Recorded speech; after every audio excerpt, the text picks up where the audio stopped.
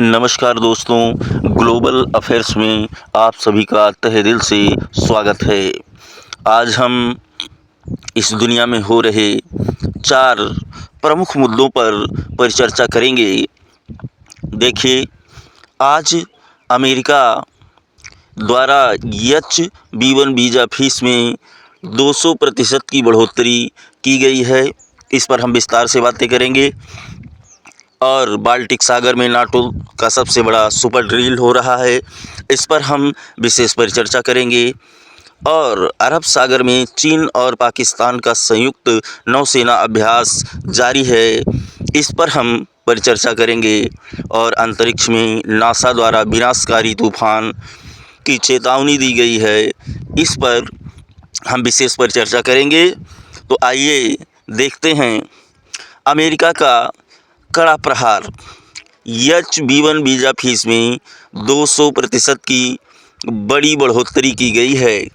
यह केवल नीतिगत बदलाव नहीं है, बल्कि भारतीय प्रोफेशनल्स पर सीधा हमला किया गया है। इसमें राजनयिक तनाव क्या उत्पन्न हो सकता है? विदेश मंत्रालय ने अमेरिका राजदूत को तलब कर कड़ी नाराज़गी जाहिर की है। भारत का इसमें पक्ष क्या है? सरकार ने इस कदम को स्पष्ट रूप से भेदभावपूर्ण करार दिया है।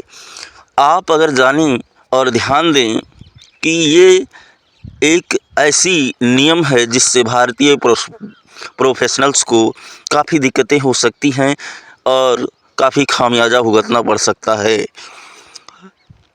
आइए देखते हैं। दलाल स्ट्रीट पर कोहराम, IT शेयर्स काफ़ी नीचे गिरे और इसका सीधा असर IT कंपनियों पर पड़ा हुआ है। अमेरिका ने जो वीज़ा में 200% की बढ़ोतरी की है, उससे एक बुरी खबर निकल कर के आई है कि ग्लोबल संकेतों के कारण हमारे सेंसेक्स और निफ्टी सूचकांक में भारी गिरावट आई है, जिसके कारण IT कंपनियों के शेयर्स 5 से 6% नीचे गिर गए हैं, जिससे सेंसेक्स 1000 अंक टूटकर नीचे गिर गया है। अगर ध्यान दें तो IT कंपनियां काफ़ी दिक्कत महसूस कर रही हैं। आगे ध्यान देते हैं। भारत को एक नई चुनौती मिल सकती है। चीन और पाकिस्तान दोनों अरब सागर में संयुक्त रूप से नौसेना का अभ्यास कर रहे हैं।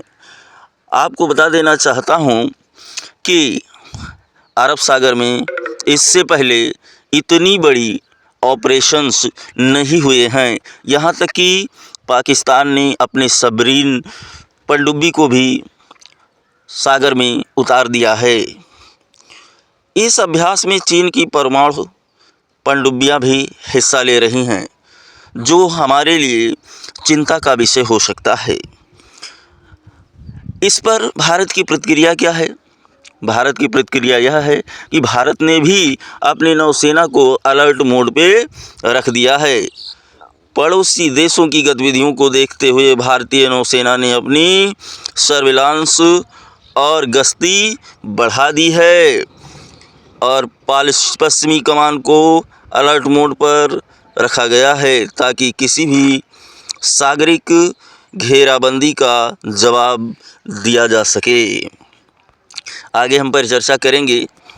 यूरोप में नाटो और रसिया के बीच में किस प्रकार की तनाव बढ़ते जा रहे हैं। पुतिन ने हाल ही में न्यूक्लियर ट्रेन की तैनाती कर दी है और यूरोप में सुरक्षा चिंताओं को बढ़ा दिया है। वहीं इसके जवाब में नाटो की प्रतिक्रिया यह है कि नाटो ने अपने शक्ति प्रदर्शन को लेकर के ऐलान कर दिया है। नाटो में आने वाले 32 देशों ने मिलकर के अपनी सेना का अभ्यास करना शुरू कर दिया है, जो 90,000 सैनिकों का एक जत्था है। इससे पहले कभी इतने सैनिकों का जो है अभ्यास नहीं किया गया था। आगे देखिए, शक्ति प्रदर्शन यह है कि 90,000 सैनिक 32 देश बाल्टिक सागर में उतार दिए गए हैं और जंगी जहाज़, एयरक्राफ्ट भी तैनात कर दिए गए हैं। ये पिछले कई दशकों में नाटो का सबसे बड़ा सैन्य अभ्यास है। इससे पहले नाटो ने कभी इतना बड़ा सैन्य अभ्यास नहीं किया था। आपको बता देना चाहते हैं कि अंतरिक्ष से भी हमको एक बड़ी चेतावनी मिली है। वह चेतावनी ये है कि नासा के द्वारा यह ऐलान किया गया है कि G5 एक तूफान की चेतावनी दे रहा है। अगले 24 घंटों में पृथ्वी से टकराने की संभावना जताई जा रही है। यह दुनिया के लिए विनाशकारी पल हो सकता है। क्या दुनिया आकर के इस पे थम जाएगी?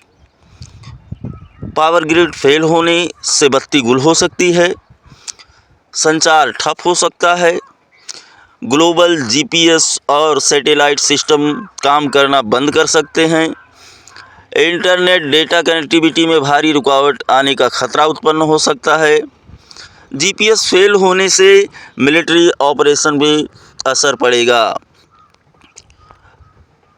अगर निष्कर्ष रूप में देखें तो ये दुनिया अनिश्चितता के दौर से गुजर रही है और इसमें सतर्क होने की काफ़ी ज़रूरी है।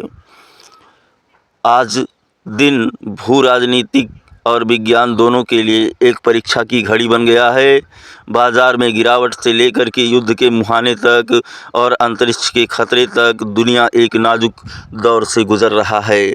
अगले 24 घंटे में स्थिरता के लिए यह निर्णायक घड़ी होगी। आगे हम कुछ ताज़ा खबरों को लेकर के आपके सामने प्रस्तुत होंगे। जय हिंद, जय भारत, नमस्कार।